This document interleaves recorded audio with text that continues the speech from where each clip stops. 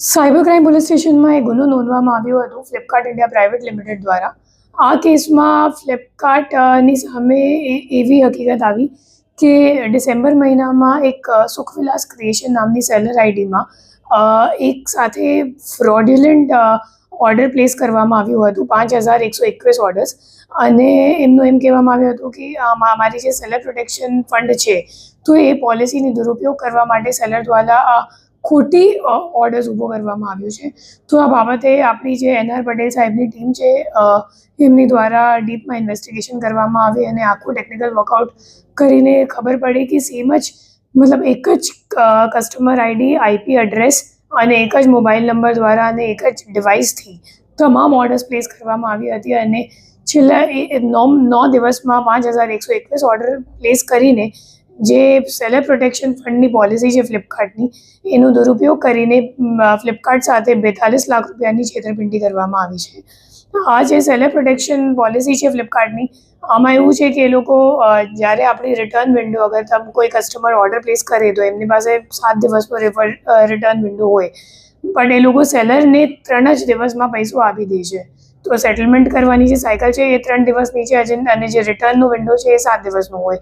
તો એમાં જે આપણો મુખ્ય આરોપી છે આશફ, તો એમને આ જે પોલિસી છે એમને દુરુપયોગ કરીને તમામ ઓર્ડર્સ 5121 ઓર્ડર્સ કેશ ઓન ડિલિવરીનો ઊભો કરીને 3 દિવસમાં પેમેન્ટ લઈ લીધું અને ચોથા દિવસમાં તમામ ઓર્ડર્સને કેન્સલ પણ કરી દીધું.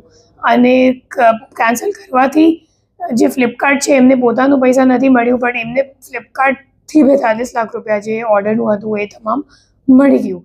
આ સમગ્ર ઘટના જ્યારે સામે આવી તો ફ્લિપકાર્ટ દ્વારા એપ્રિલ મહિનામાં આ જે સેલર છે એમને બ્લેકલિસ્ટ કરવામાં આવ્યું હતું અને અહીંયા ફરિયાદ નોંધાવવામાં આવી હતી.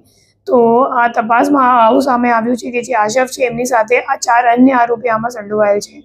આશફનો જે ભાગીદાર છે રક્ષિત, તો એ એકચ્યુઅલી જે બેંક એકાઉન્ટ જે ખાતામાં ટ્રાન્ઝેક્શન થયું છે 2,46,00,000નું 10 મહિનામાં, તો એ બેંક એકાઉન્ટ રક્ષિતના નામ પર છે અને મોબાઈલ નંબર પણ એમનો જ રજિસ્ટર્ડ છે અને બંને છેલ્લા 2 વર્ષથી ઈ-કોમર્સનું કામ કરે છે અને ભાગીદાર છે. ત્રીજો જે માણસ છે એમનું નામ છે ભૌતિક ઠુંબર, અને જે ખોટો ઓર્ડર ઊભો કરવા માટે આશવે જેનું હેલ્પ લીધું, મદદ લીધી, તો એ ભૌતિક ઠુંબર છે. ફિર ભૌતિક ઠુંબરનો જે ભાગીદાર હતું તો એમ આશીષ વોરા, તો આશીષ વોરા એ ટેલિગ્રામ મારફતે એક જામતારાનો અજાન્ય માણસ છે જે એકચ્યુઅલી ઓર્ડર ઊભો કરે છે, તો એમનું સંપર્ક કરાવ્યું અને આશરવે હદર ઓર્ડરનું 120 રૂપિયા જે જામતારાવાળો મુખ્ય આરોપી છે એમને પેમેન્ટ કરવાનું હતું, એમાંથી 30 રૂપિયા એ લોકો વચેટિયા તરીકે લઈ લેતા હતા. અને ત્રીજો આરોપી છે રોહિત વોરા.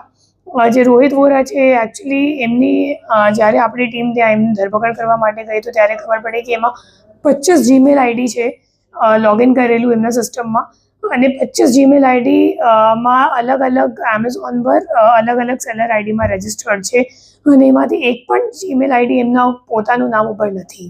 તો એ લોકો મોટું રેકેટ ચલાવે છે ઈ-કોમર્સ જે કંપનીઝ છે એમને છેતરવા માટે. અને એમાં જે મુખ્ય આરોપીઓ છે એ લોકો ઝારખંડના છે અને એ લોકો ટેલિગ્રામ મારફતે આવા લોકોને સંપર્ક કરે છે અને આવા લોકો જે સેલર્સ છે ઈ-કોમર્સના એમને સંપર્ક કરે છે. ખોટી સેલર આઈડી પણ વેચે છે, કેમ કે એકવાર અગર ઈ-કોમર્સ વેબસાઇટમાં એ લોકો બ્લેકલિસ્ટ થઈ જશે તો પછી એમને બીજી સેલર આઈડીની જરૂરિયાત પડશે. તો એ મુજબ આખું રેકેટ ચાલે છે જેમાં જે સેલર્સ છે એ પણ સંડોવાયેલ છે, જે ઓર્ડર્સ પ્લેસ કરનાર છે એ લોકો ઝારખંડમાં છે અને વચ્ચે વચેટિયાઓ છે જે લોકો સંપર્ક કરાવે છે.